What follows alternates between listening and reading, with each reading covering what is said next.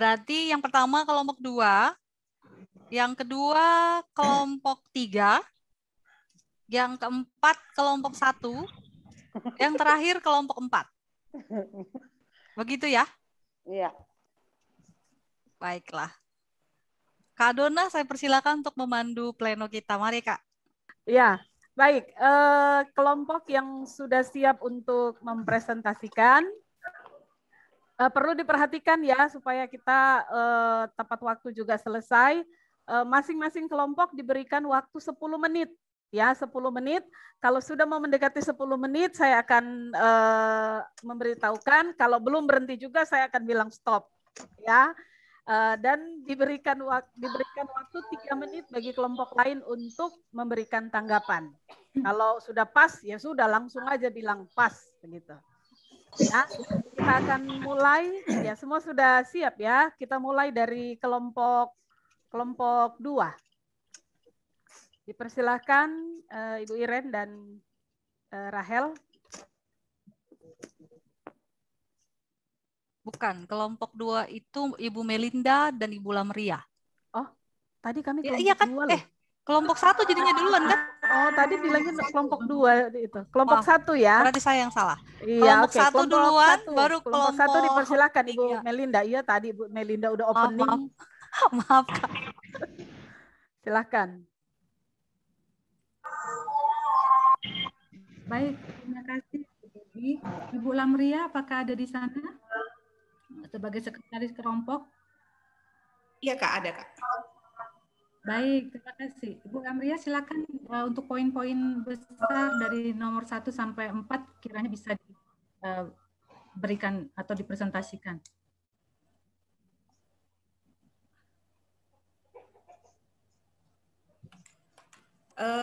Terima kasih untuk kita semua.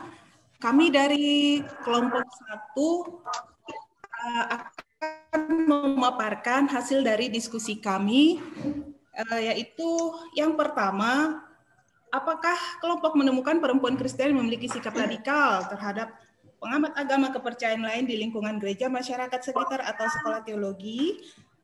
Dari hasil diskusi, dari STT Abdi Sabda, STB, dan dari berbagai sekolah yang lain, menemukan bahwa tidak ada perempuan Kristen yang memiliki sikap radikal terhadap pengamat agama kepercayaan lain. Apakah itu gereja, masyarakat sekitar, atau sekolah teologi.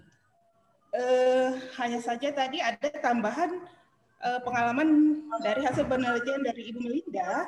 Berdasarkan hasil penelitian yang beliau lakukan, relasi antar umat beragama ini diborong-borong. Ya, relasi antar umat beragama Islam Kristen nampaknya aman-aman, tetapi di beberapa tempat seperti di Sarula ada sekelompok umat beragama ingin mendirikan masjid, tetapi hal ini dilakukan oleh penolakan oleh kelompok kaum mayoritas. Hal ini terlihat dari sikap orang Kristen yang pernah menghentikan perayaan Maulid Nabi dan pernah adanya tindakan yang mencabut toa bagi umat Muslim. Melalui peristiwa ini, umat Islam mengalami trauma yang sangat dalam pada waktu masa lampau. Dari Ibu Hana Ritona dari IAKN Tarutung, awalnya mahasiswa menolak untuk menerima keberadaan agama yang lain. Hal ini berangkat dari pengalaman traumatik yang pernah dialami pada masa lampau. Tetapi seiring berjalannya waktu, hal ini bisa diatasi dan sudah mulai reda, dan para mahasiswa sudah memiliki sikap inklusif. Riyati dari Nia, awalnya para mahasiswa merasa khawatir karena agama lain yang memegang perekonomian yang melejit di daerah Nias, sehingga ada unsur kebencian bagi para mahasiswa. Melihat situasi ini, STT Sunderman menggandeng para tokoh-tokoh agama seperti FKUB yang mendatangkan untuk menjadi tenaga pengajar. Hal ini dapat memediasi kebencian-kebencian yang terdapat pada mahasiswa, tapi dengan adanya strategi yang dilakukan oleh STT Sunderman menggandeng FKUB, mahasiswa sudah mulai menerima agama-agama yang berbeda di daerah Nias. Yang kedua, upaya yang telah dilakukan oleh institusi, yaitu yang pertama, menempatkan mata kuliah teologi agama dan adanya mata kuliah umum yang membahas tentang peace building. Yang kedua, dari Bapak dari STT Abdi Sabda, ada baiknya memiliki mata kuliah teologi agama dan Islamologi. Melakukan MOU dengan salah satu perguruan tinggi Islam, kemudian memiliki relasi yang baik dengan masyarakat yang memiliki keberagaman. Ini upaya-upaya yang perlu dilakukan. Yang kedua, sikap radikalisme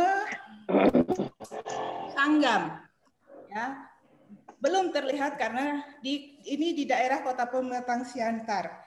Jadi perlu dilakukan di perguruan tinggi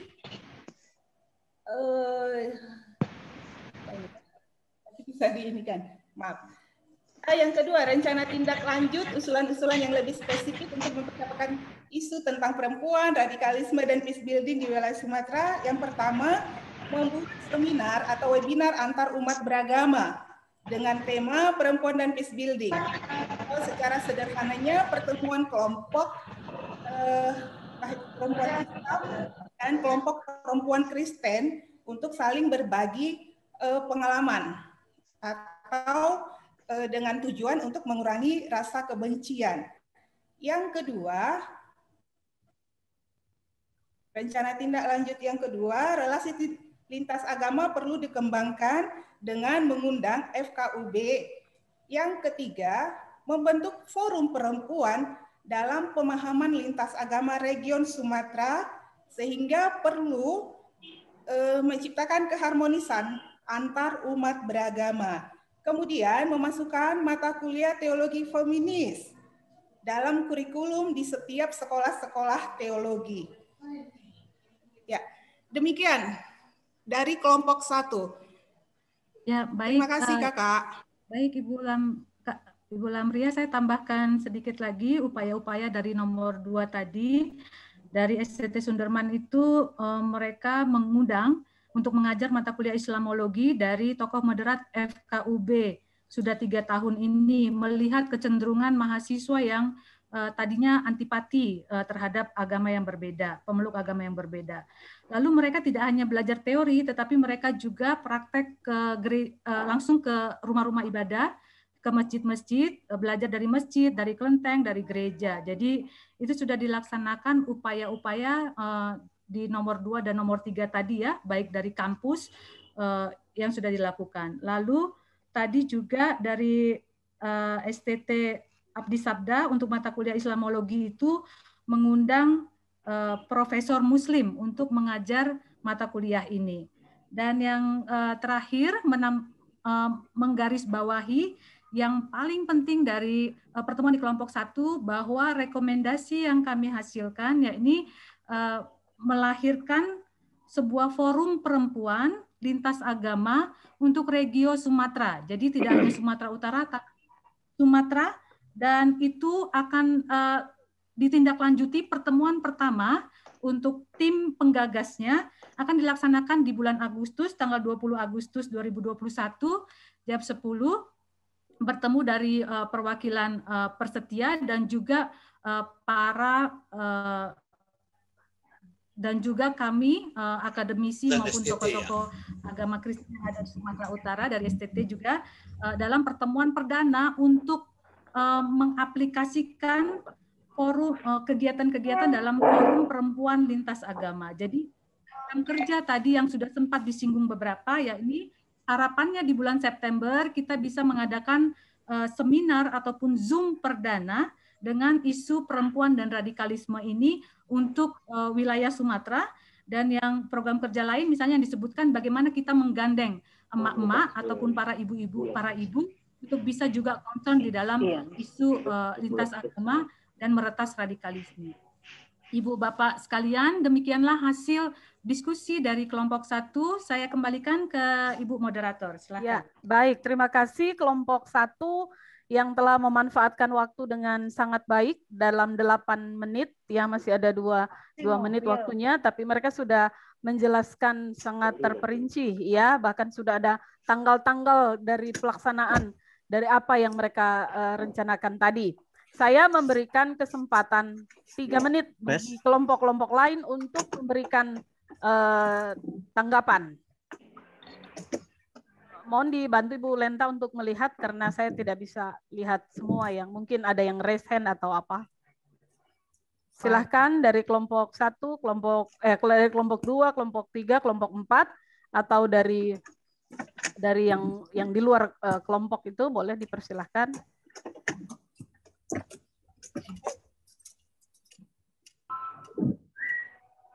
Ada? Tambahan dari kelompok aja, Bu, ya? Iya, boleh tambahan. Kalau tidak ada tanggapan dari kelompok lain, silakan dari kelompok sendiri untuk memberikan tambahan. Ya, tadi dari kelompok itu sebenarnya mungkin belum sempat menulisnya secara baik. Mohon nanti itu pointer saja, nggak usah dibuat nama-nama tadi yang disebut itu, ya. Nama-nama anggota kelompok yang terlibat dalam pembahasan. Mungkin STT-nya pun nggak usah disebut. Itulah rumusan kita dari kelompok 1. Pokoknya poin 1 pertanyaannya ini, poin 2 pertanyaan ini, poin 3 dan 4. Sesuai pertanyaannya dibuat pointersnya saja, supaya jangan kacau gitu. Supaya kan semua akademisi ini. Makasih. Baik, terima kasih Pak Erik. Ya, ada lagi? Masih ada 2 menit. Kalau tidak ada, terima kasih kepada kelompok 1, ya, Ibu Melinda dan Ibu Lamria yang sudah mempresentasikan. Ya, kita akan lanjut ke kelompok yang berikut. Ya, kelompok 2 ya, tadi Bu Lenta yang sudah siap. Kelompok 2 betul sudah siap. Dipersilahkan. Terima kasih Ibu Dona. Sudah ya? Sudah. Ya. Ya, dari kami kelompok 2 akan disampaikan oleh Ibu Rahel. Kepada Ibu Rahel saya persilahkan. Ya, terima kasih. Selamat siang untuk kita semua. Mohon maaf kami karena waktu kami seru sekali diskusinya, jadi tidak sempat untuk memasukkannya dalam bentuk PowerPoint. Tapi saya akan coba untuk share screen apa yang sudah kami rekap. Semoga terlihat. Saya meng-highlight beberapa hal yang ingin saya sampaikan di dalam forum ini.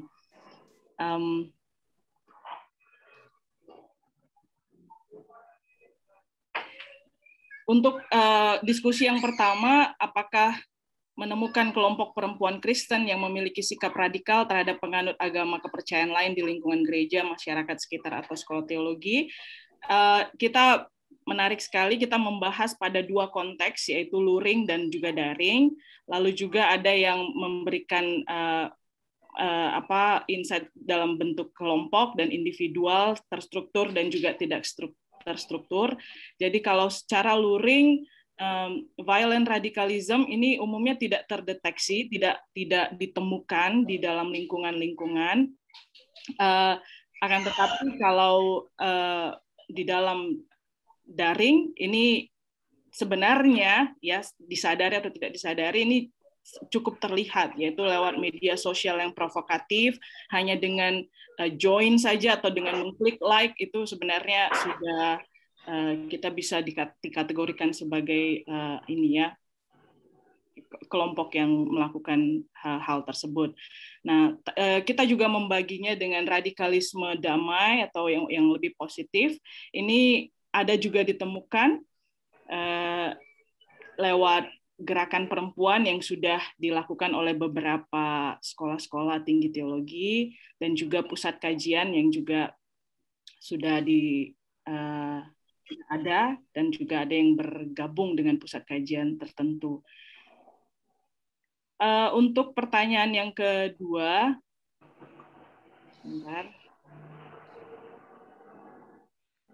Lalu upaya apa yang dilakukan oleh institusi dalam rangka penguatan terhadap isu perempuan, radikalisme, dan peace building? Ini tadi sekaligus kita bahas dengan poin yang ketiga, mata kuliah apa saja yang membahas tentang seperti ini. Dari sekian banyak STT yang tadi involved dalam diskusi, rata-rata upaya tentang perempuan ini tidak dilakukan secara khusus, akan tetapi terintegrasi dengan kegiatan-kegiatan yang lain. Begitu juga dengan mata kuliah, tidak secara spesifik menyajikan mata kuliah feminisme atau tentang isu perempuan, akan tetapi topik-topik tentang perempuan ini sudah terjabar atau terkandung dalam mata kuliah yang disajikan di STT. Akan ada juga beberapa STT yang merasa belum sama sekali menyentuh mata kuliah tentang isu-isu terkait ini dan merasa terdorong untuk mengusulkan adanya mata kuliah seperti ini di kurikulum yang baru begitu. Lalu untuk kegiatan-kegiatan yang dilakukan, ada juga kegiatan di masyarakat seperti membuka PAUD ya, dan pengajarnya dari gereja tapi murid-muridnya memang 90% Muslim. Ada juga kegiatan paguyuban wanita, tani wanita, dan ini menjadi ruang-ruang bercerita untuk para perempuan untuk mengangkat isu-isu tentang perempuan.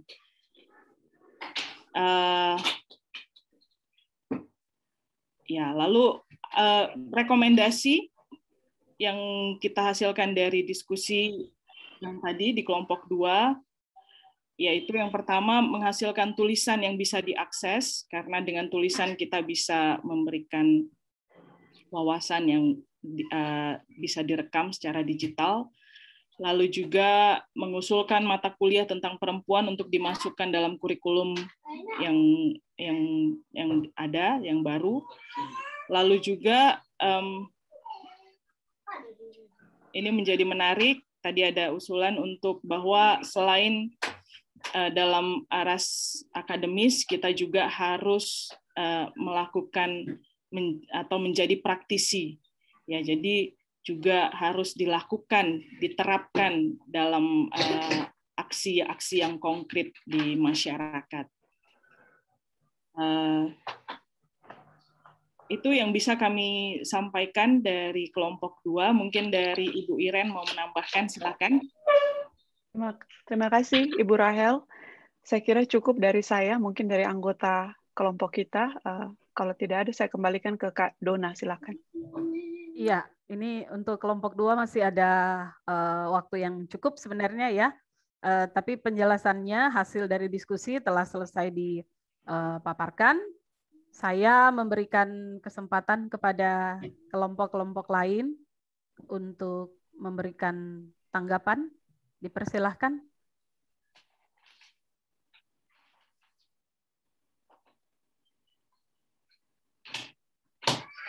Adakah?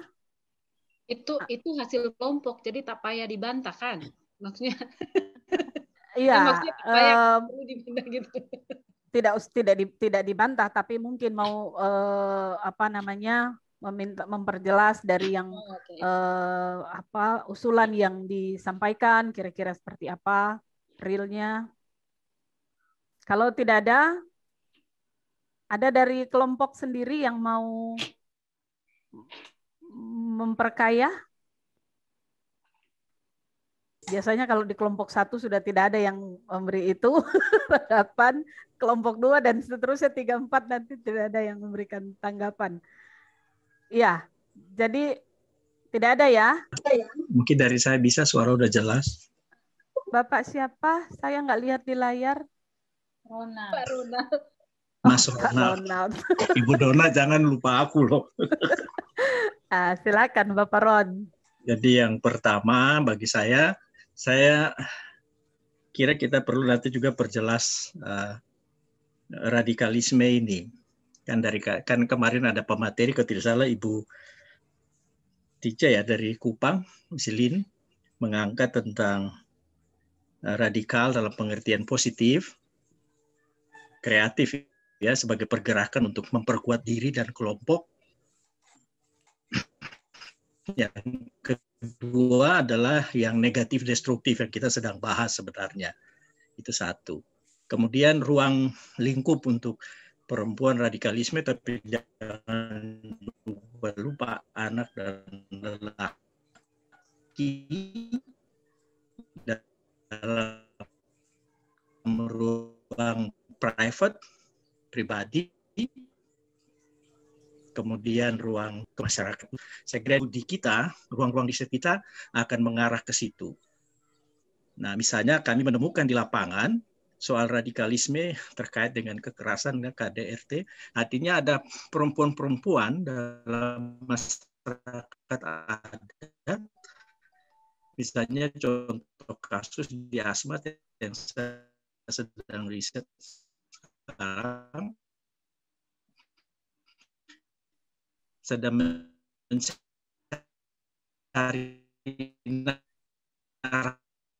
narasi tentang kaum perempuan yang berstatus istri 2, 3 yang bikin perdamaian dengan terusnya tadi saya bilang agama dan masyarakat. Itu poin pertama. Yang kedua, saya kira format SI kali ini menarik. Ada 1-2 di bagian awal tentang pengembangan teologi teoritik, tetapi sesi berikut itu mulai dengan cerita pengalaman lapangan praksis, ingin mengemukakan sebuah pendekatan studi di dalam lingkup Persetia yang berbasis pada praksis. Nah, itu berarti harus kita memilih jalan riset. Kita tidak bisa hanya memakai catatan-catatan kaki dalam mengembangkan teologi di dalam lingkup Persetia. Nah, karena itu pendekatan interdisiplin sangat perlu. Kemudian riset kecil-kecil harus dibangun menurut saya, baru kita bangun bagaimana sih studi-studi kita berteologi khas Indonesia misalnya, termasuk masalah perempuan, anak, dan lelaki ya, jangan lupa lelaki. Seperti itu dalam konsep perdamaian ini, radikalisme, kekerasan, dan lain sebagainya. Jadi saya kira bangunan menarik SI kali ini, saya tidak tahu ada yang perhatikan atau tidak, atau bisa dari atau tidak. Kami mau mulai dari narasi praksis yang terjadi terkait di atas. Kira dari loh catatan kaki itu ekumenik ini maksudnya saya yang pertama, ekumenis dalam pendekatan lintas denominasi dan doktrin itu satu. Karena ini kami sudah bahas sejak 2015 di STT Jakarta ketika yaitu bahwa di Persetia ini tidak hanya ada cara sudah bisa bedakan ini Pentakostal, karismatik, neokarismatik, dan lain sebagainya. Nah, ini perlu pendekatan ekumenik kolaboratif yang baik sambil memberikan tempat satu terhadap yang lain. Misalnya tadi Ibu Ketua STT dari SK Jayapura mengangkat kasus berkembangnya Islam yang luar biasa di tanah Papua. Bagi saya itu keharusan historis yang kita tidak bisa hindari.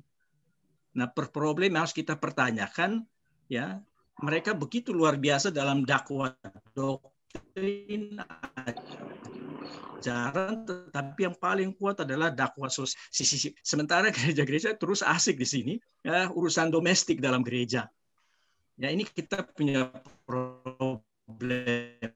Jadi kalau saya ada kendala pada kekristenan yang pendekatan lintas denominasi gereja di tanah Papua. Nah, kalau sampai pendekatan keilmuan yang menyangkali dan juga praksis ya, menyangkali ekumenisme kolaboratif ini, saya kira itu juga harus kita perhatikan, terutama dalam yang kita sedang bahas. Saya kira ini beberapa catatan saya saja.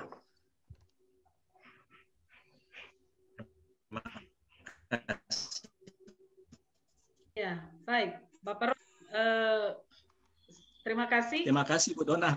Ya, terima kasih. Memang jaringan agak terganggu ya, tapi sepertinya tanggapan dan dorongan pesan-pesan yang disampaikan itu bisa ditangkap oleh kelompok 2 dan juga kepada kita semua untuk melanjutkan dari apa yang menjadi target dalam studi institut kali ini. Ya, jika tidak ada lagi yang memberikan tanggapan, terima kasih kepada kelompok 2 yang sudah mempresentasikan hasil diskusi. Terima kasih Iren dan Rahel yang sudah menyampaikan hasil diskusi mewakili kelompok 2. Kita akan berlanjut ke kelompok 3. Ya, kelompok 3 sudah siap? Siap, Kak. Ya, silahkan. Suara saya terdengar ya, Kak? Terdengar. Oh ya, baik. Sebentar saya akan share screen dulu. Semoga ini. Apakah sudah terlihat? Belum. Ya, sudah. Sudah, oke, baik. Ya, ini daftar nama kami. Walaupun tadi yang saya lihat, tapi bisa saja saya juga salah ya. Di awal tadi yang hadir hanya 22, mungkin bergabung juga sampai akhirnya. Cuman saya tidak ini lagi, saya tidak periksa lagi. Lalu kemudian, ya ini beberapa hasil diskusi. Jadi saya juga akan hanya mengambil intisari saja. Ada beberapa rekan-rekan yang boleh memberikan masukan begitu ya. Tentu secara waktu tidak mungkin semua bisa mempercakapkannya, tetapi kami berharap semoga ini juga bisa mewakili dan juga nanti kalau ada hal-hal yang kurang dari apa yang saya sampaikan nanti bisa ditambahkan oleh ketua kelompok dan kawan-kawan yang lain. Jadi untuk nomor 1 ada beberapa konteks begitu dari rekan-rekan di kelompok. Jadi ada yang mengatakan bahwa dalam konteks Sabah misalnya itu tidak ada yang radikal tapi eksklusif. Nah, dia eksklusif kepada kelompok yang lain karena ada peraturan atau undang-undang pemerintah kalau sudah masuk Islam itu akan sulit untuk kembali ke Kristen atau menjadi Kristen karena mereka harus menghadapi pengadilan dan juga malah bisa ditangkap polisi begitu. Jadi itu satu konteks, tidak ada yang radikal tapi eksklusif. Lalu ada juga beberapa yang terutama dari latar belakang tradisi yang dianggap sebagai Kristen yang radikal sebenarnya sudah mulai membuka diri dengan dengan program-program dalam kampus mereka. Jadi ada beberapa yang sudah membuka diri. Lalu kemudian juga dari konteks pasca konflik Poso juga diingatkan kembali bahwa dulu pernah ada, tapi dengan banyaknya kegiatan dari yang digagas oleh Ibu Lian Gogali melalui sekolah perempuan ataupun juga melalui AMAN dan juga lembaga-lembaga aktivis yang lain, bahkan juga gereja dari tingkat jemaat sampai sinode dan juga dari STT terdekat begitu, baik dari STT intim mungkin juga dan juga dari STT GKST itu kelompok-kelompok radikal pasca konflik Poso sedikit demi sedikit mereka sudah mulai bisa terbuka, walaupun mungkin sisi trauma juga masih ada begitu, tapi untuk saat ini itu sudah mulai terbuka. Lalu juga kita juga perlu waspada terhadap pandangan teologi radikal di dalam gereja sendiri, terutama katanya teologi-teologi yang radikal yang melihat keberdosaan seseorang, bahkan juga orang yang di luar gereja itu sebagai kelompok yang tidak dapat diterima sama sekali. Begitu. Itu juga pandangan teologi radikal yang harus diwaspadai.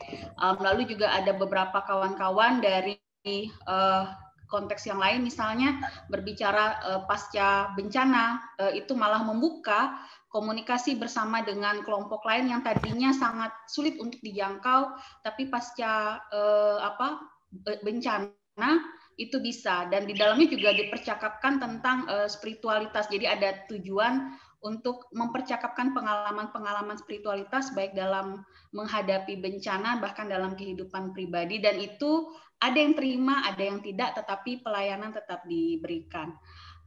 Lalu kemudian untuk sama dengan yang lain, banyak dinamika kami juga menggabungkan antara pertanyaan nomor 2 dengan nomor 3. Jadi kegiatan itu dilihat dari mata kuliah yang bisa kita perkaya dengan ketiga isu ini. Jadi ada beberapa juga yang sama. mata kuliahnya yang bisa dimasukkan, ada juga yang khas begitu.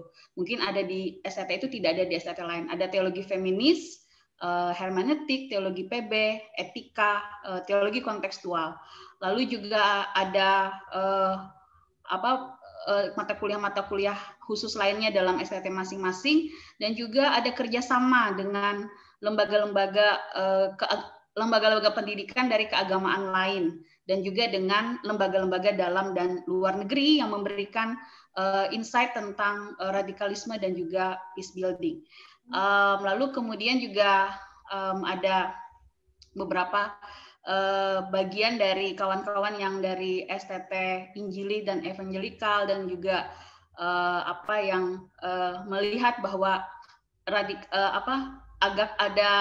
harus ada percakapan tentang radikalisme itu sendiri, supaya jangan sampai bahwa pemberitaan Injil itu dianggap sebagai radikalisme begitu.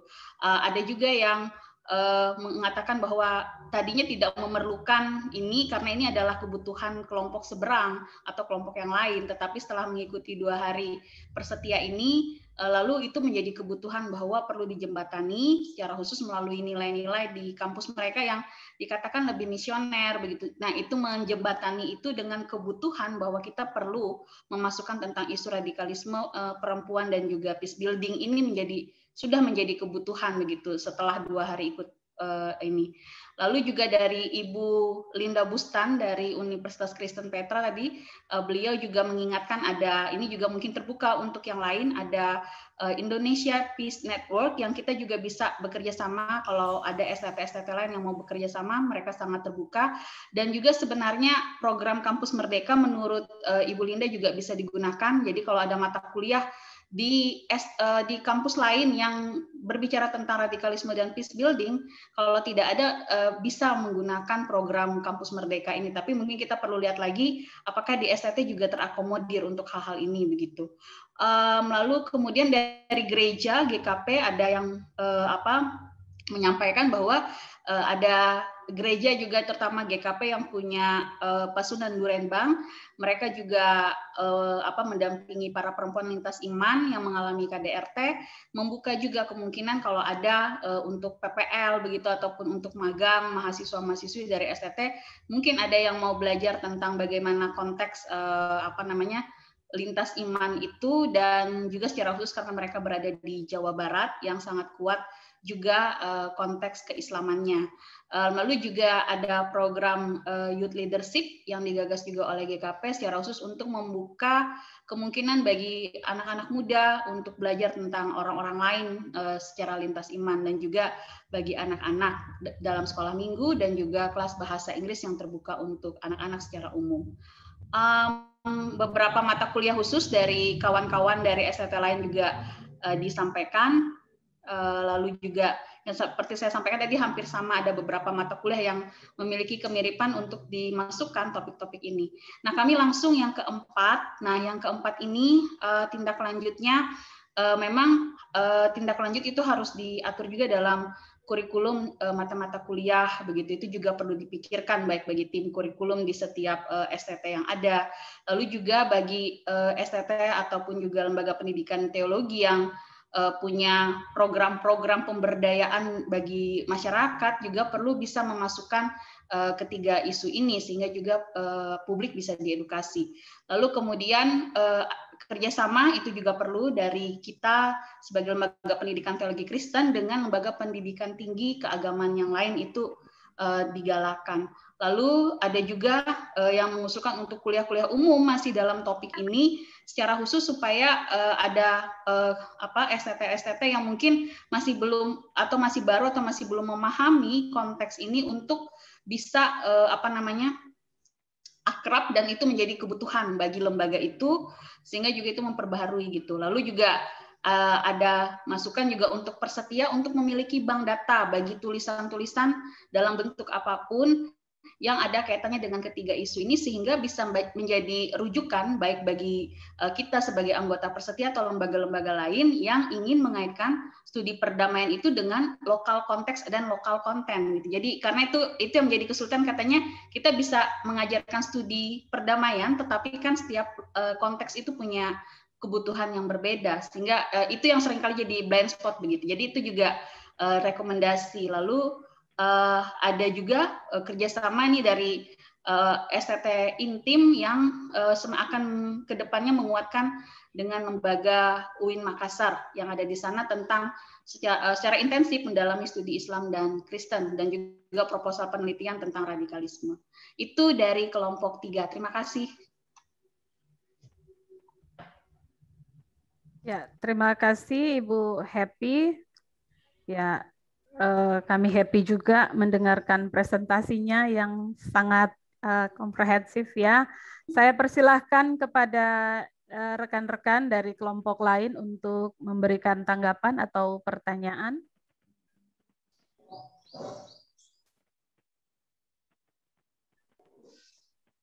Saya bisa stop share ya atau? Ya. Mungkin saya Bu Dona. Bapak siapa saya? Bapak Lasarus dari STT-GKS. Dipersilakan Bapak. Terima kasih kelompok 3 ya ini. Iya, kelompok 3. Saya kira ini bagi saya cukup komprehensif dan luas sajiannya. Khusus saya mau berikan sedikit komentar di bagian jawaban pertanyaan pertama terkait indikasi adanya radikalisme di perempuan Kristen. Di situ paparan jawabannya memang cukup luas menurut saya.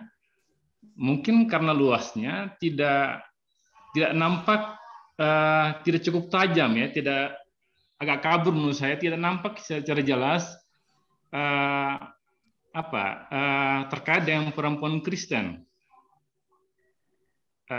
Padahal yang mau dikerucutkan di situ adalah adakah indikasi di perempuan Kristen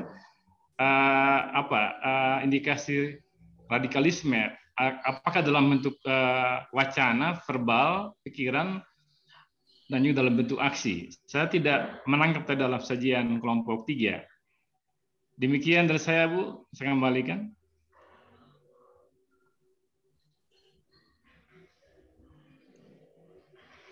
Baik, terima kasih untuk tanggapan dari Pak Lasarus.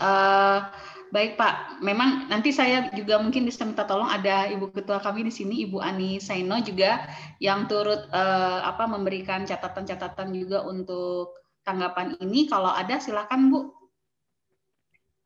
Ya, saya kira sudah cukup jelas, terutama di poin yang keempat itu langkah-langkah yang akan dilanjutkan, terutama di kurikulum dan juga di kerjasama itu sudah sangat spesifik disampaikan. Itu tambahan dari saya. Terima kasih. Iya, saya melengkapi saja. Memang seperti juga ada saya sampaikan, kadang-kadang kita agak sedikit blind spot ya untuk diri kita sendiri begitu, bahwa ada nggak yang radikal di antara kita begitu. Itu juga menjadi blind spot kita yang juga memang harus kita percakapkan dalam dialog. Tadi beberapa kalau misalnya ada indikasi sebenarnya ada misalnya kan kawan-kawan dari STT Intim dan STT GKST mereka katakan ada karena dulu ya pasca konflik Poso. Nah itu yang mereka sampaikan, nanti mungkin bisa juga dielaborasi. Mereka sudah mulai terbuka, tetapi mungkin ya kalau saya bilang bukan radikalismenya lagi yang tertinggal, tetapi traumanya begitu menurut saya yang masih ada. Tapi bisa kalau ada dari kawan-kawan, ya ada Pak Omnesimus, silakan Pak. Ya, terima kasih kawan dari Sumba. Jadi memang tadi dalam diskusi kelompok saya memberikan contoh untuk konteks kami di Sulawesi Tengah, Poso. Walaupun saya di STT Intim, tapi pernah juga mengajar di STT GKST Tentena, dan juga pernah terlibat dalam upaya-upaya menyelesaikan konflik karena saya juga 2 periode di Majelis Sinode GKST. Jadi tadi saya memberikan informasi di kelompok kami bahwa untuk konteks Gereja Kristen Sulawesi Tengah, untuk Sulawesi Tengah, Poso, itu memang ada kelompok-kelompok radikal. Bahkan ya ya saya jujur mengatakan ini sudah masa lampau. Mungkin kalau kita yang pernah mengikuti perkembangan konflik yang terjadi di Poso, justru ya maaf ya ada pasukan-pasukan kelelawar kami itu justru dipimpin oleh perempuan.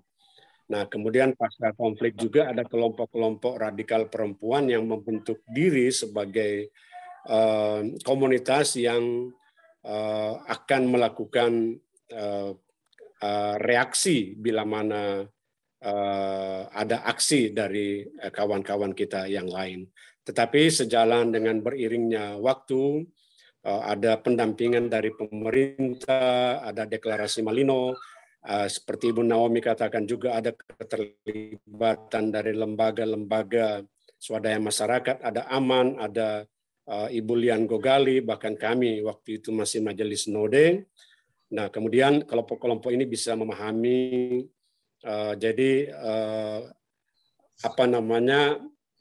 konsep atau aksi radikalisme yang mereka sudah rancang dan siap untuk melakukan aksi bila mana ada persoalan-persoalan yang mengancam masyarakat, kemudian berubah menjadi sesuatu yang lebih konstruktif. Jadi saya pikir itu secara singkat. Terima kasih.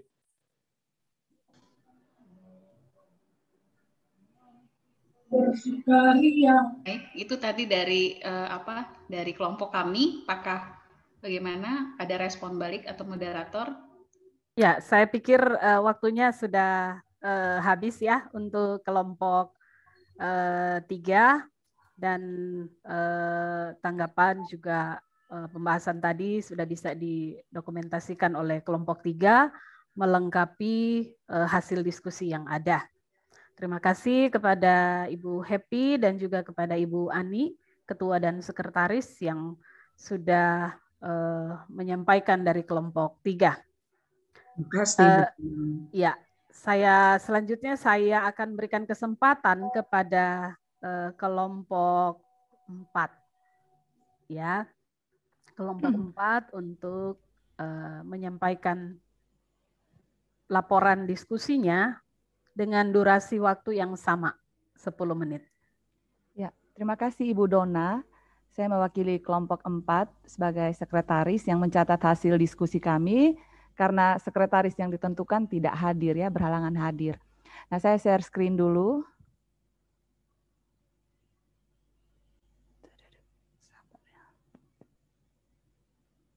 Kak Ince, bagaimana?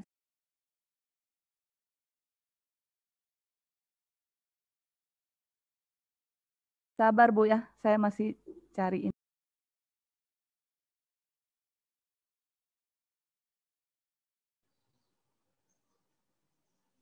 Buka dulu filenya. Open file. Buka dulu filenya baru share screen.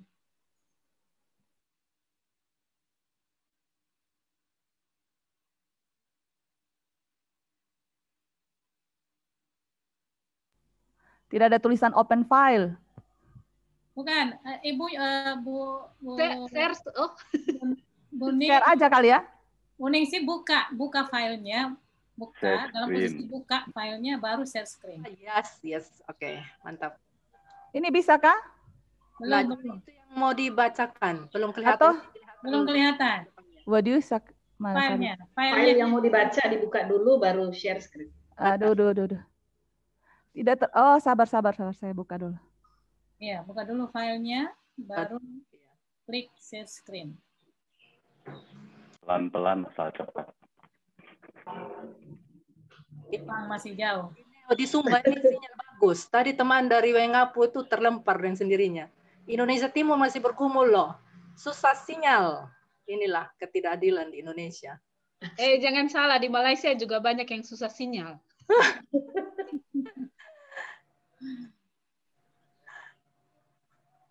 Ini kadang kami terlempar dengan sendirinya. Kita kembangin par. Betul. Ya, udah. Di Zoom.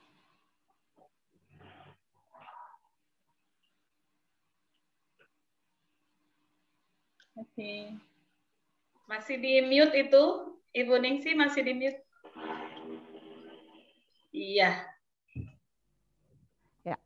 Terima kasih. Saya bacakan hasil rangkuman diskusi kelompok kami. Saya tidak bacakan nama dari teman-teman yang menyumbang pikiran satu persatu, tapi catatannya nanti akan kami perbaiki dan kami kirim ke panitia. Untuk menghemat waktu ya, saya bacakan secara umum. Jadi dalam diskusi kami mulai dengan pemetaan masalah di wilayah masing-masing terkait dengan relasi antar agama dalam kaitan dengan isu radikalisme. Yang pertama, dalam konteks NTT dan Papua, isu radikalisme agama, yakni radikalisme yang bernada kekerasan itu belum menjadi persoalan serius dan bukan menjadi pergumulan utama dari masyarakat di dua wilayah ini. Yang dihadapi oleh masyarakat NTT dan Papua adalah gerakan penghijauan atau islamisasi yang masif dan terstruktur yang menyasar daerah-daerah pedesaan, wilayah pegunungan melalui dakwah sosial, bantuan kebutuhan ekonomi, kebutuhan sehari-hari, juga melalui program pendidikan. Sebagaimana disampaikan oleh teman kami dari Papua, Ibu Since, banyak anak Papua yang dibawa ke Jawa dan disekolahkan di berbagai pesantren yang kemudian mereka kembali ke Papua dan mereka menjadi ustadz yang giat berdakwah. Jadi orang Papua berdakwah kepada orang Papua sehingga jumlah umat Muslim di Papua semakin bertambah hari ini. Selain itu juga masyarakat Papua saat ini sedang menghadapi persoalan serius. Jadi radikalismenya bukan radikalisme agama, tetapi radikalisme berhadapan dengan kekerasan yang dilakukan oleh negara, kekerasan struktural oleh negara melalui kehadiran para tentara yang melakukan berbagai tindakan kekerasan terhadap masyarakat sipil. Dari paparan Ibu Since, banyak perempuan di daerah pedesaan yang menjadi korban perkosaan dari aparat negara. Dalam konteks Ambon, bicara isu radikalisme, pada masa lalu itu kelompok RMS banyak menyasar kaum perempuan dengan ideologi radikal dan ada perempuan yang bergabung dalam kelompok ini. Namun kerja keras dari para akademisi dan aktivis dapat membatasi ruang gerak dari gerakan ini dan isu radikalisme yang berkembang di kota Ambon. Ibu Patinama juga salah satu dari anggota gerakan perempuan yang peduli perdamaian atau melalui provokasi damai yang dikerjakan dalam berbagai ruang dialog. Yang berikut disampaikan oleh teman kami Ibu Riane di konteks Halmahera, pandangan radikal dalam konteks Kristen itu memang terlihatnya senyap atau tidak terbuka, tapi banyak terdengar melalui khotbah-khotbah yang bernada eksklusif dan fanatis. Jadi bukan radikalisme dalam bentuk aksi atau gerakan, khususnya dalam konteks Kristen, tetapi lebih kepada pandangan-pandangan yang eksklusif dan fanatisme beragama yang hadir dan muncul melalui mimbar-mimbar gereja. Menurutnya ini juga dapat mempengaruhi pandangan umat Kristen terhadap keberadaan komunitas agama yang lain.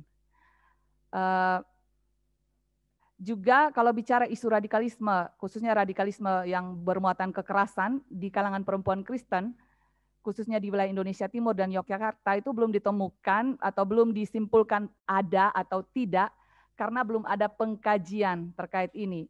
Belum ada pengkajian atau penelitian maupun publikasi terkait isu ini.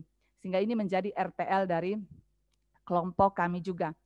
Sejauh ini baru terdengar asumsi yang bersifat personal dari perempuan gereja, di gereja-gereja tertentu yang menyikapi sikap eksklusif dari saudara-saudari Muslim di lingkungan hidup bertetangga. Misalnya hari ini contoh di Sumba, di wilayah perkotaan, kalau dalam acara-acara tertentu, saudara-saudari Muslim itu tidak lagi mau makan bersama dengan saudara-saudari Kristen atau tidak mau makan dari perabot makan dari keluarga Kristen. Mereka membawa sendiri perabot makan dari rumah mereka.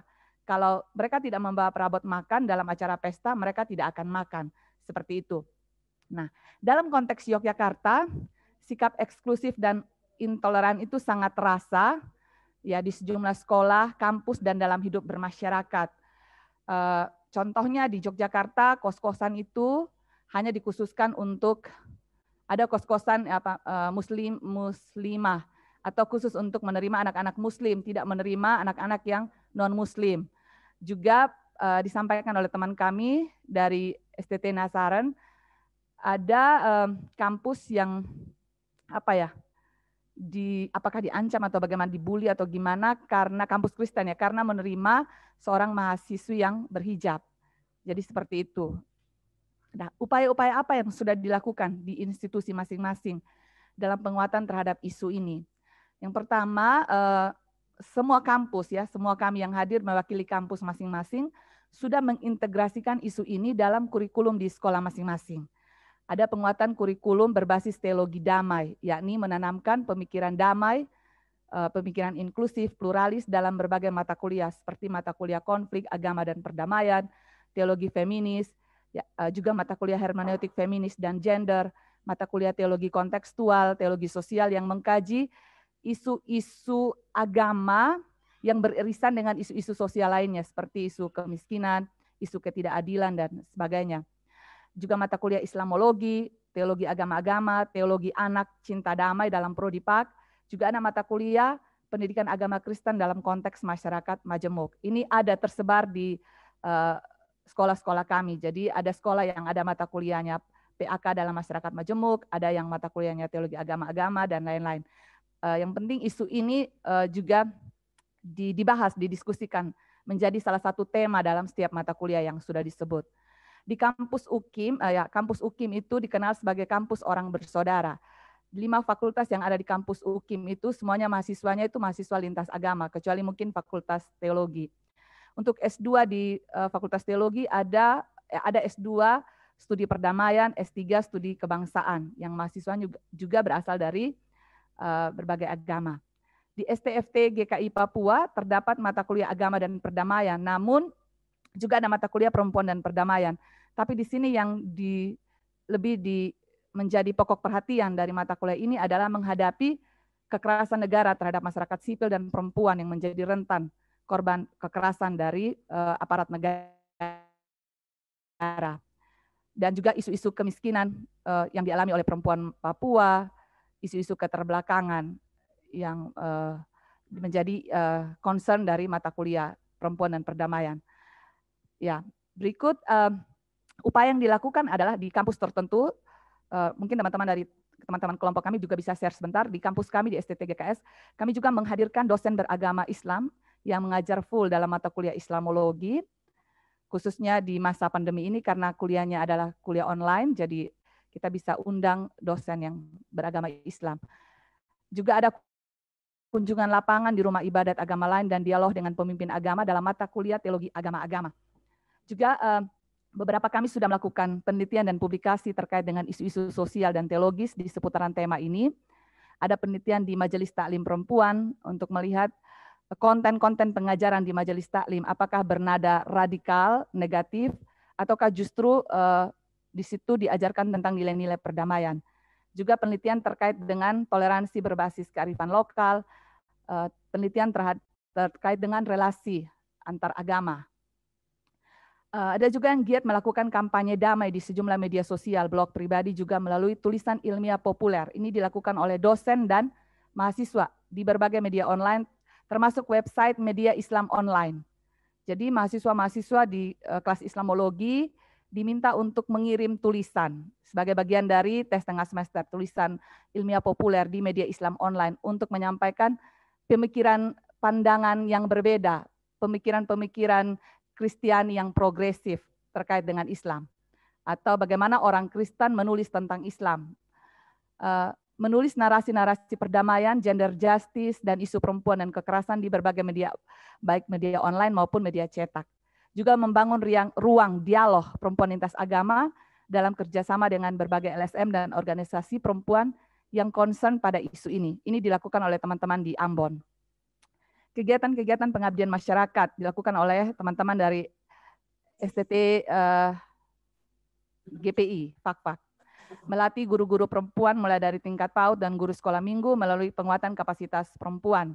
Juga ada penguatan kapasitas perempuan muslim. membangun kerjasama berjejaring dengan pemerintah daerah untuk penguatan toleransi berbasis nilai budaya lokal. RTL, apa yang kami akan kerjakan selanjutnya? Ya, kami bersepakat untuk terus melakukan pengkajian terhadap isu radikalisme, baik radikalisme damai maupun radikalisme yang bersifat kekerasan yang berkembang di kalangan Kristen. Juga giat melakukan kampanye damai, pengabdian masyarakat dengan mengkampanyekan gerakan radikalisme damai di berbagai media online dan berbagai seminar di sekolah masing-masing. Rekomendasi kami ada ini disampaikan oleh Pak Sony dari Ambon, Pak Hengki. Studi institut, ya sebenarnya menurut beliau studi institut ini mengharapkan agar sekolah teologi keluar dari pandangan radikalisme dan membangun pemikiran teologis yang berwajah humanis. Oleh karena itu, menurutnya penting sekali dilakukan penelitian atau kajian terhadap berbagai fenomena anggapan mengenai bibit-bibit radikalisme dan fanatisme beragama, khususnya di kalangan perempuan di wilayah Indonesia Timur. Juga disampaikan oleh Pak Roni, Sekolah Teologi mendorong perlu bekerja sama dengan gereja dan mendorong gereja agar gereja dapat merumuskan misi sosial praksis gereja yang menyentuh persoalan sosial kemanusiaan yang dialami oleh warga gereja, khususnya juga masyarakat umum dan di sini juga perempuan. Ya, demikian yang dapat kami sampaikan. Ini paparan dari teman-teman kami, rincian pendapat masing-masing nanti akan kami edit dan kami kirim. Terima kasih Ibu Dona. Ya, terima kasih Ibu Ningsi. Bisa stop share screen.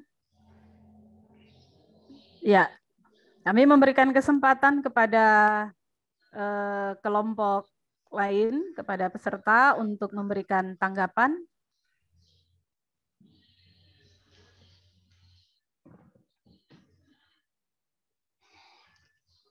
Dari kelompok sendiri bisa, Bu Dona? Oh ya, boleh tambahan dari kelompok. Oh, boleh, boleh. Saya bukan mau menambah, tapi saya kira sudah komplit ini. Rupanya Ibu Ningsi kita juga sama dengan kelompok 3, kita mengalami blind spot di sini. Karena kita terlalu fokus pada narasi besar tentang radikalisme. Jadi kita lupa pada narasi kecil, narasi mikro di pertanyaan 1 itu yang dikhususkan pada kaum perempuan sebenarnya. Adakah indikasi di wilayah-wilayah Indonesia Timur perempuan Kristen itu menunjukkan sikap radikalisme? Nah, bagi saya ini mungkin nanti dikerucutkan, ditampilkan lebih tajam dalam narasi-narasi perbaikan. Demikian, Bu, saya kembalikan. Iya, baik. Itu nanti akan melengkapi hasil yang menjadi rekomendasi dari kelompok 4 ya, yang disampaikan oleh Pak Lazarus ya. Pak Lazarus adalah bagian dari kelompok 4. Oke, ada lagi saya masih memberikan kesempatan. Kak Dona boleh tambahan sedikit. Suaranya Kak Iren itu, tapi saya belum lihat wajahnya di layar saya. Tapi suaranya suara saya Kak Dona. Itu betul. Ya. Silakan Kak Iren. Sebenarnya sudah lengkap apa yang disampaikan oleh teman kami, Pendeta Ningsi, tapi ada satu tadi kalau saya tidak salah ingat dari Ibu Yeti Lelo, pentingnya penguatan kerjasama dengan forum kerukunan umat beragama itu, karena itu juga dalam hal ini kerjasama dengan pemerintah, dengan institusi yang sudah dibentuk oleh pemerintah, tapi sepertinya tidak terlalu berfungsi maksimal. Untuk NTT ini, kami sedang bergumul dengan itu pejuang subuh, dan khususnya di Sumba pejuang subuh Sumba yang cukup meresahkan gitu. Sholat subuh. Pejuang subuh Sumba. Sholat subuh, sholat. Daya pejuang sholat subuh. Iya. Nah, ini sebenarnya FKUB ini diharapkan bisa menjadi wadah yang bisa juga kita bekerja sama. Itu yang disampaikan oleh Bu Yeti tadi. Dan saya pikir ini baik menjadi catatan untuk kami. Terima kasih, Kak Dona. Ya, terima kasih Kak Iren yang akan melengkapi di hasil kelompok 4 juga. Ya, kalau masih ada lagi? Ya, sudah senyap. Saya Kak Dona. Mama Maaf, tadi ada mute. Mama Evi ini? Ya, Yeti. Ya. Bawa CI dulu, CI. Oh, Mama Yeti. Ya, Mama Yeti. Ya, habis saya ngomong nanti saya kirim CI. Iya tadi memang FKUB ini hulu-huluannya ini dahulu itu kan underbone dari pemerintah, sedikit politis, di situ membentuk forum ini. Tetapi beberapa waktu terakhir ini kami juga tidak bodoh yang ada di dalam anggota sebagai pengurus ini. Karena tadi saya bilang itu bahwa sebagian besar itu adalah dosen-dosen dari perguruan tinggi. Kami memakai kesempatan ini untuk menyuarakan apa yang antara lain apa yang menjadi tema studi institut sekarang ini. Kami bikin dialog, ya, dengan kearifan-kearifan lokal, bagaimana kita menyuarakan tentang budaya damai itu antara lain itu. Jadi memang agak pesimistis sih kalau FKUB ini dibicarakan di perguruan tinggi. Tapi saya sudah 3 tahun berturut-turut jadi pengurus di sini. Saya betul-betul cerdik seperti ular, tulus seperti merpati memakai forum ini. Dan ini ada tingkat kabupaten juga, selain tingkat provinsi ada tingkat kabupaten. Dan itu pasti di kabupaten itu yang menjadi pengurusnya itu adalah pendeta, pastor, kiai, dan sebagainya. Itu pasti. Nah, di sini kita berjejaring, saya berupaya semampu yang kami lakukan ini, karena di fakultas juga untuk pembekalan mahasiswa baru itu, kebetulan saya wakil dekan 3, saya menghadirkan yang pengurus FKUB, yang Muslim, yang Hindu, yang Buddha, untuk memperkenalkan kepada mahasiswa ini loh, kita ada orang-orang lain yang sekitar kita seperti ini. Ya, Muslim yang damai, Hindu, Buddha yang damai, yang seperti itu. Ini adalah cara mencegah supaya jangan radikalisme ini dia meledak seperti seperti bom waktu. Karena di NTT, di Kupang ini sudah cukup banyak. Kami pada aras pencegahan. Jadi bekerja sama dengan Fakultas Teologi FKUB. Jadi di sini saya sebagai dosen Fakultas Teologi juga sebagai pengurus FKUB, kita bekerja sama ini untuk mencegah ini supaya jangan meledak seperti di daerah-daerah yang lain.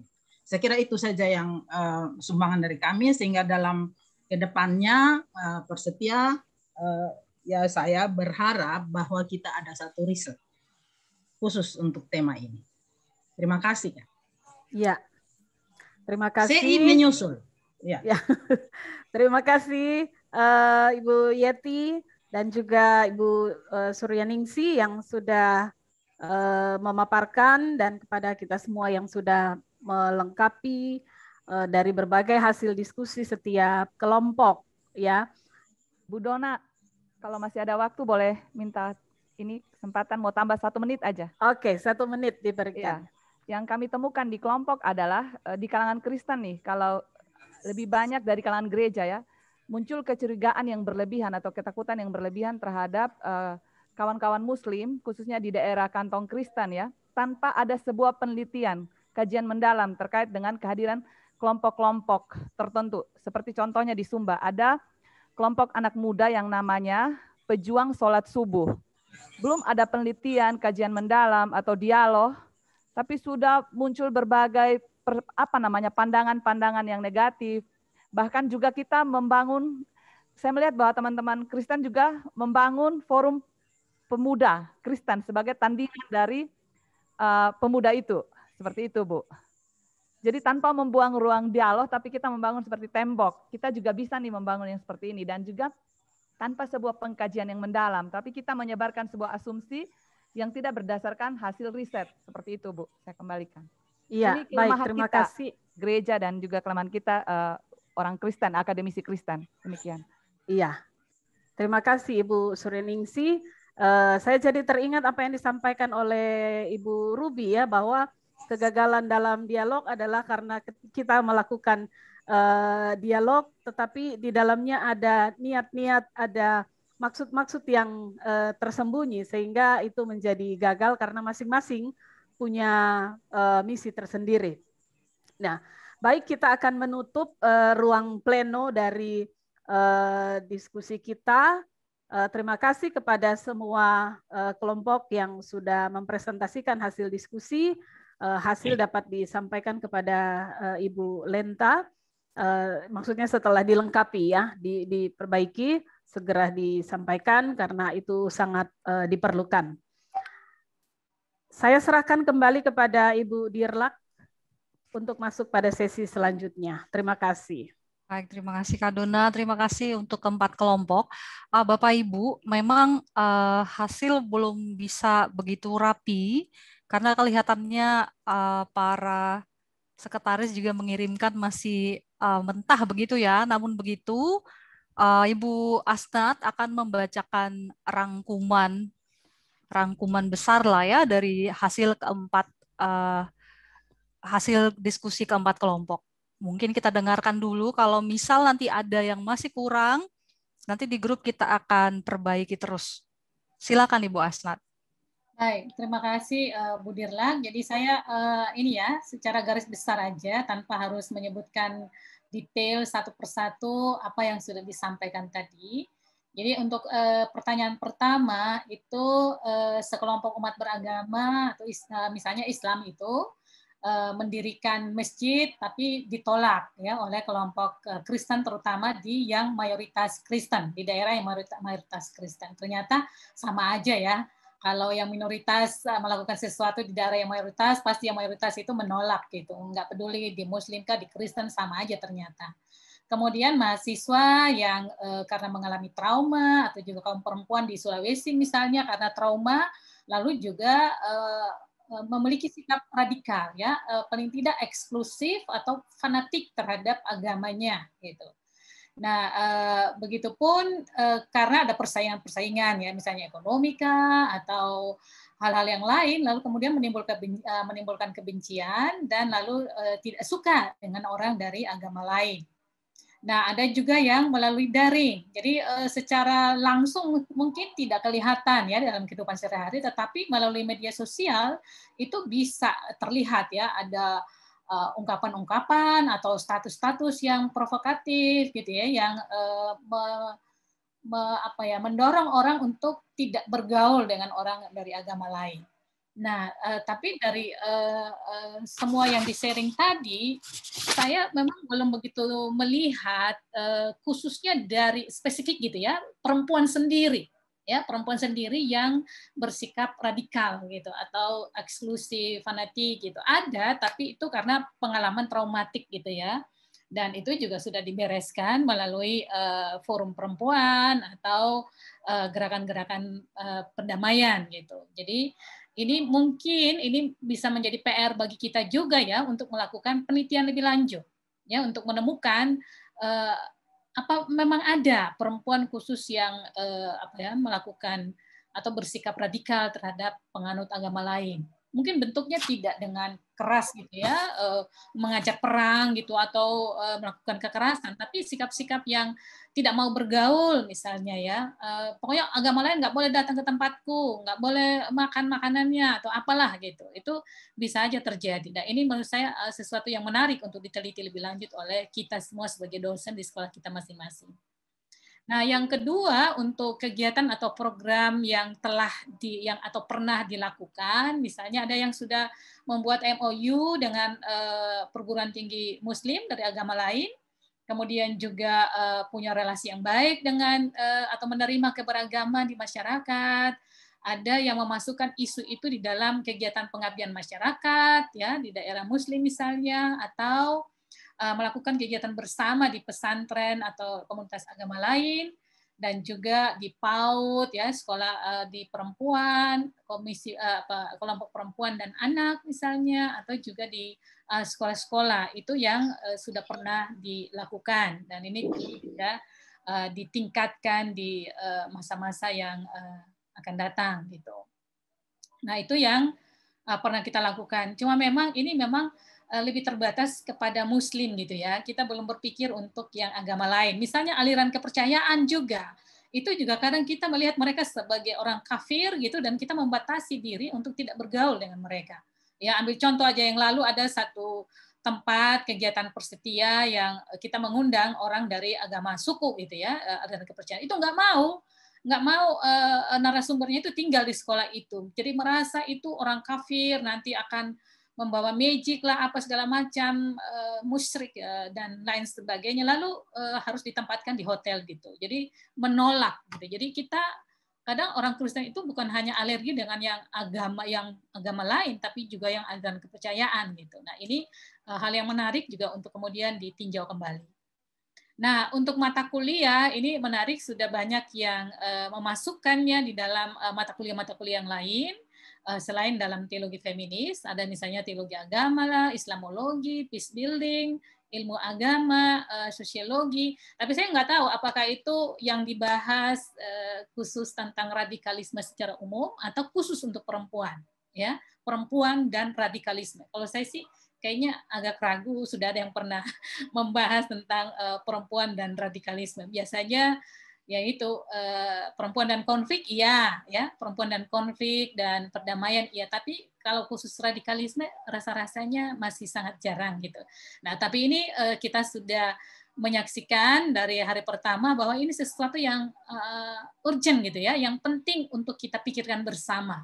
Dan PR bagi kita untuk ya dimasukkan dalam mata kuliah yang ada atau di dalam mata kuliah teologi feminis. Karena kalau tidak, kita sudah dengarkan informasi bahwa gerakan ini sangat-sangat berbahaya, ya, karena sudah masuk di segala bidang dan kita tidak bisa pura-pura tidak tahu atau mengabaikan gitu ya. Ini perlu kajian lebih jauh dan didiskusikan bersama gitu. Nah, kemudian rencana tindak lanjut atau rekomendasi, ada banyak rekomendasi, tapi saya tidak sebutkan semua.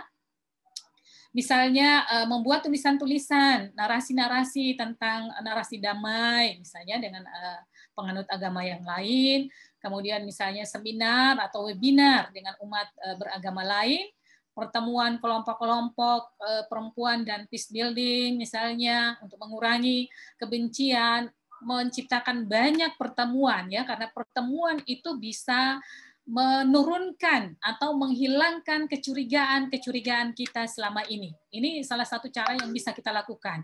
Jadi walaupun kita di akademisi gitu ya di kampus, tapi tidak ada salahnya kita juga menjadi pendorong bagi kelompok-kelompok perempuan di dalam masyarakat maupun di dalam gereja, karena kita sekaligus juga adalah pendeta jemaat. Jadi ini perlu kita lakukan, kita berjejaring dengan kelompok-kelompok lain, ya, dengan agama lain, untuk termasuk FKUB ya, lintas agama, dan juga apa itu forum kerukunan antar gereja itu ya, namanya apa ya, BAMAK ya, BKAG Bu ya, BKAG. Nah itu juga kadang kurang terdengar gaungnya, nggak tahu kerjanya apa, cuma doa aja kan, buat renungan gitu ya. Iya, itu juga tidak berfungsi menurut saya. Nah, sekaligus juga saya mau sampaikan, kadang sikap eksklusif fanatik itu tidak hanya dalam kaitan dengan orang dari agama lain, tapi juga dalam kekristenan itu sendiri saling baku gigit gitu ya. Tidak ada relasi yang baik antara denominasi yang satu dengan yang lain, itu relasinya kurang baik gitu ya, kayak apa, perang dingin gitu. Ya mungkin karena rebutan umat lah atau apa gitu, sehingga relasinya kurang baik. Nah, ini sekarang ada PR bagi kita yang sangat mendesak untuk saling bergandengan tangan, berjejaring, ya. Hentikan sikap yang hanya mementingkan diri sendiri, eksklusif, fanatik bodoh gitu ya, fanatik yang nggak ada gunanya gitu ya. Itu harus dihindarkan.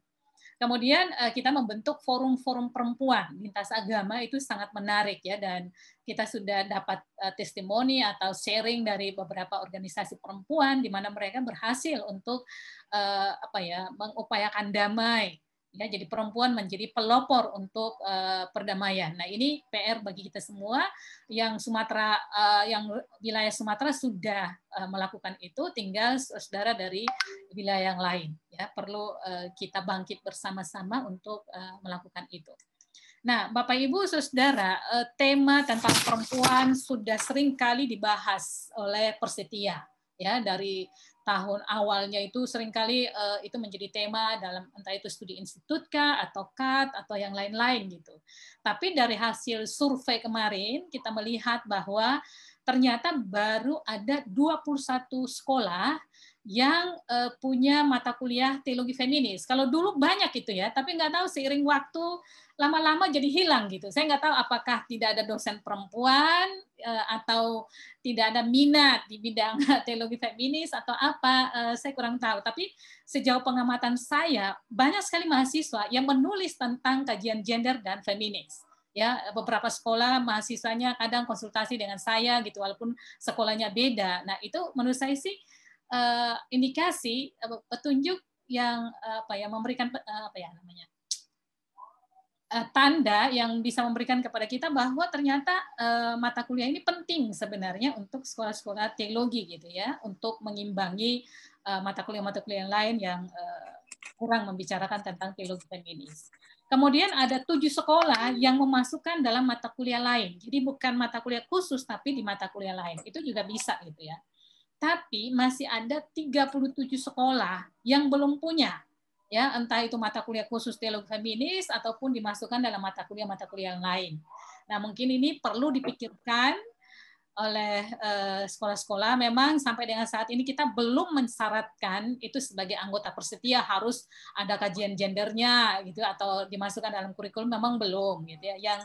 Yang saya tahu sih ATSEA itu sudah mensyaratkan harus ada kajian feminis gitu ya, atau gender di sekolah anggota gitu. Nah, ini Bapak Ibu yang saya tambahkan untuk hasil diskusi kelompok kita di pleno ya, dan ini bisa menjadi masukan bagi kita masing-masing untuk kita kembangkan di sekolah kita masing-masing. Jadi ini sangat penting dan mendesak saat ini ya, seperti yang sudah kita dengarkan dari para narasumber dari hari pertama, hari kedua dan sampai dengan hari ini. Nah, demikian Bapak Ibu Saudara rangkuman dari saya. Terima kasih, saya kembalikan kepada Ibu Dirla. Terima kasih Bu Asnat. Bapak dan Ibu, kita masih akan terus memperbaiki hasil rangkuman hari ini, karena tadi kelompok 4 juga belum sempat mengirimkan, tapi beberapa poin sudah dibacakan oleh Ibu Asnat. Di grup nanti akan di-share untuk update-nya. Baik, kita akan bisa sampai tambahan sedikit Bu Dirla. Baik. 2 menit ya Pak? Ya, nggak sampai 2 menit. 1, dalam catatan tadi tentang pendirian rumah ibadah, supaya itu PBM itu dilaksanakan, tetapi jangan dijadikan jadi konflik. Tujuan PBM adalah kerukunan. Pendirian rumah ibadah itu sah. Ya, asal kita kuasai, dan itu tugas dari wakil presiden, wakil gubernur, dan wakil bupati dan kota. Itu nanti perlu koordinasikan. Yang kedua, usul saya adalah bahwa dalam rangka FKUB tadi, mohon supaya setiap perempuan yang ada di daerah tawarkan saja diri jadi pengurus. Jangan diam-diam, karena ini perempuan ini tidak ada di pengurusan FKUB. Sumatera Utara tidak ada. Saya sekretaris umum FKUB Sumatera Utara ini, saya tahu persis itu semua data. Betul. Meleloh ini si Yeti aja yang masuk itu karena NTT. Daerah lain harus masuk itu perempuan. Yang ketiga, catatan saya RTL adalah Ibu Asnat, tolong Persetia memberi beasiswa kepada teolog muda wanita ini supaya studi Arabik dan Islamik di daerah Timur Tengah. Mengapa? Saya sendiri alami ya, sebagai sekretaris FKUB Sumatera Utara. Itu ketua saya Maratua Simajunta itu adalah seorang yang cukup tajam sebagai ketua FKUB dulu. Betul. Dia bilang, ini Pak Erik, ini jangan kita main-main salah bicara, karena dia tahu bahasa Arab dan sejarah Islam. Nah, itu jadi satu misi yang penting bagi teolog wanita untuk memperdalam studi Arab dan studi Islam ini. Nah, itulah 3 catatan tambahan dari saya supaya Persetia dan anggotanya ini semua makin maju, Bu Asnat. Terima kasih, Bu Lenta. Terima kasih, Pak. Mungkin tidak harus Persetia juga ya. Sekolah-sekolah masing-masing belum mengirim dosennya ke Kairo mungkin ya Pak ya. Abdi Sabda misalnya. Pak. Baik Bapak dan Ibu.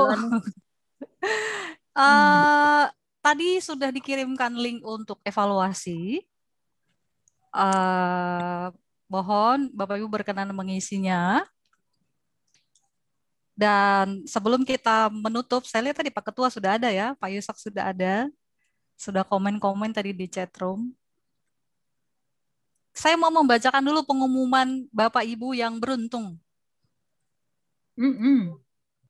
Kalau nggak beruntung jangan sedih ya Bapak Ibu ya. Untuk keempat kelompok, Tadi saya bertanya kepada beberapa panitia yang masuk di setiap kelompok diskusi, memilih satu nama yang dianggap paling aktif kontributif, tapi ternyata katanya semuanya sangat aktif gitu ya. Jadi Bapak Ibu, kalau semisal namanya tidak beruntung hari ini bukan berarti tidak aktif kontributif, tapi memang harus memilih satu nama. Ini tugas yang sulit. Dan yang pertama mendapatkan hadiah dari Persetia adalah ketua dan sekretaris kelompok. Sudah memimpin kelompok, sudah menyiapkan hasil, dan nanti saya menunggu hasil yang lebih rapi mungkin ya, para ibu sekretaris. Ada Kak Lamria, Kak Rahel, Kak Happy, dan juga Kak Mila. Jadi Ibu Melinda dan Kak Lamria dari kelompok 1 berhak mendapatkan kaos Persetia. Ye. Kak Iren Luji, Kak Rahel Daulay dari kelompok 2, Ibu Elvin dari GKS Tentena, Ibu Happy dari GKE, kemudian Ibu Iren Umbulolo, dan Kak Suryaning Simila. Seandainya, ini kan kayaknya banyak yang sering ikut kegiatan, sudah punya kaos. Kalau sudah punya kaos merah, nanti boleh kontak Dian, jangan yang merah dong, yang hitam gitu ya, karena kita punya ada 2 kaos. Untuk size bisa langsung kontak ke Dian, dan untuk yang dianggap aktif kontributif, sekali lagi Bapak Ibu, ini pilihan yang sulit dari kelompok 1 Pak Erik Barus. Yeay, akhirnya Pak Erik ada kaos Persetia. Itu yang ditunggu-tunggu Bang Erik dulu. Apalagi kaos lagi, kaosku banyak itu. Iya, tapi yang tulisan Persetia kan belum. Iya, Bang. Persetia, ya. Cepat sekali. Kalau Bapak Anda mau boleh disumbangkan loh. Orang mintanya CI, mintanya CI. Sudah ada ketua, jangan hati-hati ngomong, ada ketua ini. Harus hati-hati ya. Dari kelompok 2 ada Pauline dari STT Abiel. Dari kemarin-kemarin juga Pauline aktif sekali ya, tidak hanya di kelompok. Selamat Pauline. Dari kelompok 3 ini banyak sekali yang aktif, tapi saya harus memilih satu. Pak Kamboji. Pak Ones. Onesimus Kamboji. Mantap. Dari kelompok 4 ini peserta juga... SI sejak zaman lama ini Pak Kamboji ini. Dari kelompok 4 ini juga banyak sekali nama yang masuk, tapi saya pilih satu, maafkan saya untuk Bapak Ibu yang tidak beruntung, Ibu Sinca dari Jayapura. Ibu udah punya kaos kayaknya, tapi mungkin warna yang lain boleh diambil lagi ya Bu. Nah selain itu Bapak Ibu, ada 3 orang yang aktif kontributif dari hari pertama. Yang pertama Ibu Yolanda Kamerling dari Fakfak. Yeay, ini Ibu Yolanda dapat kaos. Pak John Simon dari Inti Makassar. Wih, Pak Simon nih selalu bertanya ya Pak ya. Sudah punya kaos belum Pak? Mantap Pak John Simon. Mantap. Dan Pak Lasarus. Terima kasih Mulyati, kurang semangat. Calon provokator kami itu Bu, Pak John Simon. Pak Lasarus juga. Jadi ada 3, Ibu Yolanda, Pak John Simon, dan Pak Lasarus. Ya, terima kasih Bu. Kenapa jadi dua bapak-bapak ya? Ini kan tentang perempuan ya. Karena bapak-bapaknya sudah betah bersama para ibu membahas perempuan ya. Dan ada lagi kategori terakhir ini. Ini menarik kategorinya. Jadi selama proses dari hari pertama sampai hari ketiga ini banyak sekali yang tiba-tiba listrik mati, terus ada badai di Sabah gitu kan ya. Terus ada angin kencang, terus ada yang kuota tiba-tiba habis terus baru buka jam 9 yang jualnya gitu ya. Jadi ada 4 nama yang dianggap peserta paling gigih mengikuti acara ini walaupun banyak tantangannya. Siapa kira-kira ya?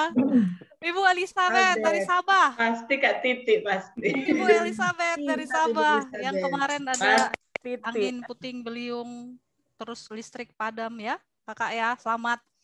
Ibu Yeti juga.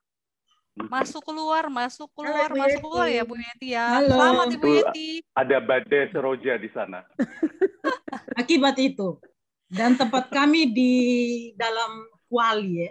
Kita bilang, ada 2 nama lagi. Hari ini ada badai juga hari ini. Tumbang badai lokal. Saya. Sehat Kakak. Ada 2 nama lagi.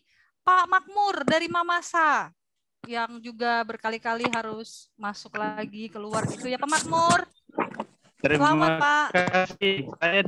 Saya di Polewali. Oh, pantes ya, Pak ya. Polewali, Lazarus. Di Bagaimana? Polewali. 8 kilo dari kita, jadi tidak Kayaknya bisa ketemu teman nyalakan lama semua video. nih. Satu lagi, Iya, satu selamat. lagi. Ibu Nilam yang dari kemarin juga. Aduh, saya terlempar lagi. Ibu Nilam dari Pelita Bangsa kalau nggak salah ya, Bu ya. Betul, Bu. Baiklah. Bapak Ibu, selamat untuk yang mendapatkan keberuntungan. Nanti akan dikirimkan hadiahnya. Mohon maaf mungkin harus menunggu sampai PPKM berakhir karena kami belum bisa ke kantor karena semua barang-barang itu ada di kantor. Jadi nanti kalau sudah kembali ke kantor kami akan langsung kirim. Kaosnya ada warna-warna apa aja? Abu, merah, hitam. Semuanya Nggak tahu, ada. Lenta. Kuning ya. Semuanya ada. Ada warna Tiga merah dan warna, hitam kan? aja, Bu. Yang warna.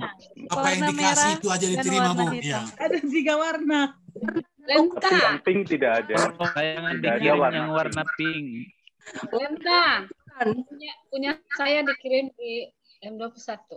Baik, siap. Nanti Dian akan mengontak Bapak Ibu yang beruntung hari ini. Bapak Ibu yang lain mohon maaf sekali, bukan berarti Bapak Ibu tidak aktif, tapi hanya tidak beruntung aja kali ini. Mungkin kegiatan yang lain akan beruntung Bapak Ibu ya. Baiklah. Semua akan dapat hadiah, Ibu Lenta. Semua akan dapat hadiah, yaitu berupa sertifikat. Kalau ya. itu penting ya. Yes. Jadi beberapa hari ke depan kami akan mengirimkan sertifikat kepada Bapak dan Ibu. Baiklah, untuk selanjutnya karena Pak Ketua sudah hadir, saya persilakan Pak Ketua untuk menyampaikan sepatah dua patah kata untuk melepaskan kita. Untuk Mengakhiri. menyampaikan kata-kata terakhir ya. Aduh, ini Jangan Pak. Saya mau pergi aja. Soalnya Lenta sebentar lagi habis makan siang langsung istirahat dia itu, Pak. Iya, betul. Iya. Ibu Bapak, teman-teman partisipan yang mengikuti studi institut dimanapun berada, terima kasih untuk kebersamaan kita selama 3 hari berturut-turut di dalam ruang virtual Zoom. Dan yang pasti itu sangat melelahkan.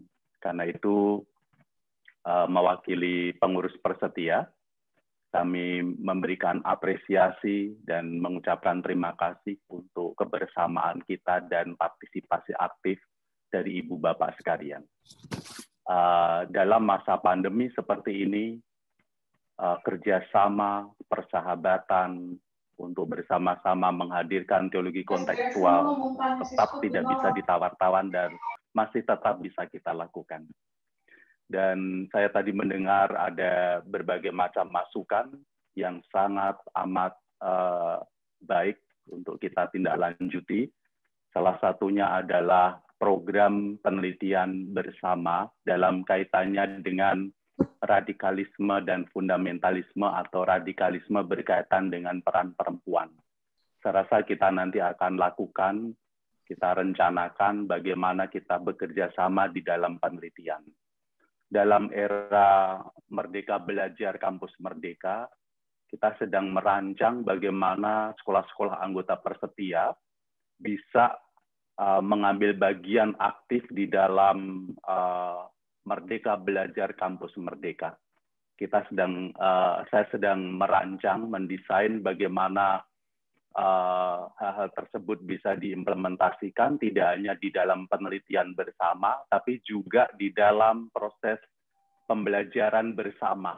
Nanti akan kita pikirkan bersama bagaimana teman-teman mahasiswa dari STT Abdi Sabda bisa mengambil mata kuliah di STT IKAT, bagaimana teman-teman mahasiswa di Fakultas Teologi UKAW bisa mengambil mata kuliah di STT Pelita Bangsa. Dan ini sudah waktunya kita desain secara nyata dan kita lakukan secara nyata, tidak hanya dalam ranah penelitian bersama di antara dosen-dosen, tetapi juga sampai kepada proses belajar mengajar di antara mahasiswa-mahasiswa kita dari berbagai macam aras. S1, S2, dan S3. Tentu kita akan kita akan desain dan kita akan atur agar pelaksanaan itu bisa terjadi dengan baik. Selama ini kita mempunyai program dosen mengajar tukar dosen, itu sudah terjadi ya. Jadi dosen-dosen dari STT Jakarta mengajar di Fakultas Teologi Kupang, ada Pak Marbun, Pak Purim mengajar di STT mana, itu sudah terjadi, dan kita akan kembangkan lagi model kerjasama yang lebih intens dalam berbagai macam topik. Saya rasa tadi belum dikupas banyak tentang keterlibatan wanita perempuan, tidak hanya di dalam radikalisme, tetapi juga keterlibatan perempuan dalam gerakan anti-radikalisme. Ya, itu juga perlu diseimbangkan. Saya rasa kalau Ibu Bapak mau memperdalam banyak, satu artikel, ini pesan sponsor, satu artikel saya yang telah terbit di dalam jurnal internasional dengan Scopus, menyinggung persoalan yang berkaitan dengan terorisme dan fundamentalisme agama. Dan kaitan antara radikalisme dan fundamentalisme agama begitu erat. Silahkan melihat di dalam jurnal internasional, International Review of Vision, bisa Ibu Bapak lihat. Akhirnya sertifikat akan diberikan kepada Ibu Bapak sekalian. Sertifikat bukan hal yang penting, yang utama, tapi sangat penting juga untuk jabatan karier kita, dan juga bukti. Di Indonesia ini semuanya perlu bukti kertas, Ibu Bapak. Jadi mau tidak mau sertifikat akan diberikan kepada Ibu Bapak sekalian, lengkap dengan hadiah-hadiah dan gimmick yang akan dikirimkan ke Ibu Bapak sekalian. Yang beruntung. Yang tidak beruntung tetap beruntung, karena ini labelnya kok antara untung dan tidak untung. Tapi semuanya adalah orang yang beruntung, tapi ada yang beruntung banyak, ada yang beruntung sedikit, gitu aja. Dan akhirnya terima kasih untuk kerjasama kita sekalian. Terima kasih untuk Ibu Dilak, Ibu Lenta, dan teman-teman di kantor Jakarta yang terpaksa harus melakukan work from home karena PPKM level 4 sekarang ini. Dan Ibu Bapak, saya memohon kita semua untuk mendukung Ibu Lenta dan Dian, staf Persetia, agar diberi kesembuhan oleh Tuhan, karena Ibu Lenta sampai sekarang masih terindikasi positif COVID-19. Dan kita berikan tepuk tangan untuk Ibu Lenta dan Dian, kita beri tepuk tangan. Dalam keadaan sakit, masih tetap melayani Ibu Bapak. Jadi pasti nanti pengurus akan memberikan keberuntungan yang lain untuk Ibu Lenta.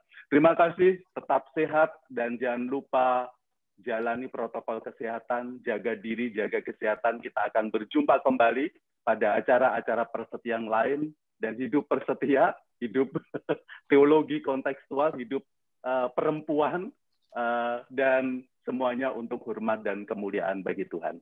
Terima kasih. Saya kembalikan ke Ibu Lenta. Terima kasih Pak Ishak. Bapak dan Ibu, sekali lagi terima kasih banyak untuk para narasumber yang masih ada, yang dari sekolah-sekolah, para ketua sekretaris kelompok yang hari ini juga sudah rempong begitu ya, dan seterusnya juga masih akan saya kontak. Siap-siap Ibu-Ibu sekretaris.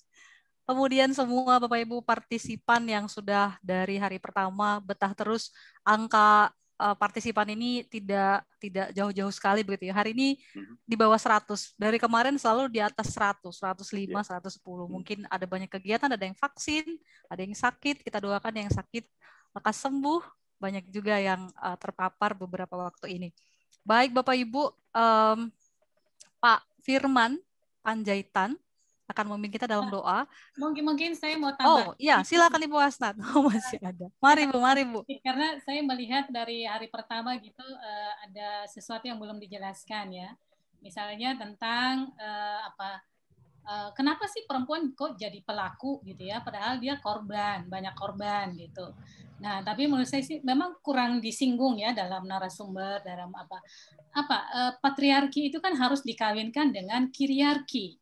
Ya, kiriarki Hierarki itu siapa aja bisa jadi pelaku kekerasan, mau perempuan, mau laki-laki, kalau dia punya peluang, punya kuasa, dia bisa menjadi pelaku. Nah, karena itu perempuan tidak selamanya menjadi korban, dia juga bisa menjadi pelaku. Laki-laki tidak selamanya menjadi pelaku, dia juga bisa menjadi korban. Nah, karena itu saya selalu tegaskan, teologi feminis tidak sama dengan teologi perempuan. Ini adalah perjuangan kita bersama, karena konsen dari teologi feminis adalah memperjuangkan nasib perempuan, anak-anak, dan laki-laki yang mengalami ketidakadilan. Memang sih gerakan awalnya berangkat dari keprihatinan terhadap kondisi perempuan, tetapi dalam perkembangannya, perjuangannya tidak hanya untuk perempuan. Jadi teologi feminis malah disamakan dengan teologi pembebasan, ya. Jadi ada banyak laki-laki yang sangat feminis malah. Di kami Pak Gerit, Pak Bono itu tokoh-tokoh feminis juga, gitu ya. Jadi, feminis juga. Iya, Pak Yusuf juga, gitu ya. Jadi jangan salah kaprah bahwa ini teologi perempuan, gitu ya. Ini teologi feminis, ya. Jadi perjuangan untuk pembebasan semua orang, gitu.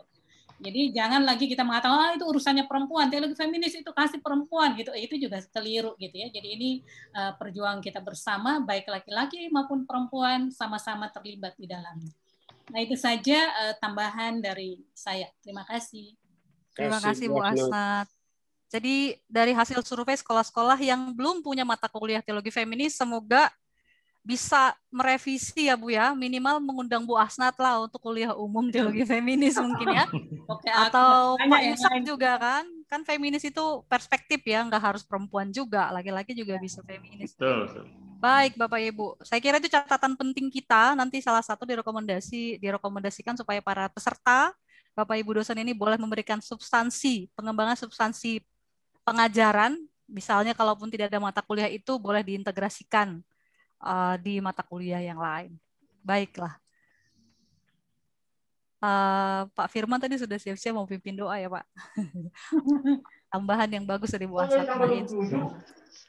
Baik Bapak Ibu, nanti kalau sudah ini. Ibu Lenta, semuanya nggak ingin berpisah. Kita ingin bersama terus. Nggak lapar ya, saya udah lapar Bapak Ibu. Nanti Bapak Ibu kalau sudah amin jangan langsung bubar, kita foto dulu ya. Walaupun ini tinggal 84 orang ya. Foto sesi terakhir. Pak Firman, mari Bapak. Silakan Pak. Ya, terima kasih Bu Dirlak. Mari kita berdoa Ibu Bapak. Kami bersyukur bahwa kami sudah melewati berbagai macam hal yang menyenangkan dalam studi institut ini. Banyak ilmu dan juga banyak hal yang sudah kami bicarakan. Kami mohon Tuhan memberi kemampuan bagi kami dan juga kebijaksanaan supaya bukan hanya kami berbicara, tetapi juga bagaimana kami mampu untuk menerapkan semua yang sudah kami bicarakan ini di dalam baik itu kegiatan gerejawi ataupun di dalam setiap kegiatan di sekolah tinggi teologi.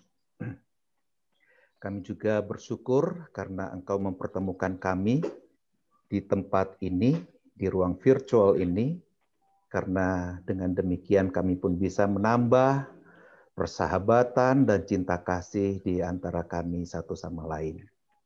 Kami juga memohon kepada Tuhan agar Engkau berkenan memberikan kekuatan dan kesembuhan bagi setiap saudara kami yang sedang sakit, khusus bagi Ibu Lenta dan Saudari Dian.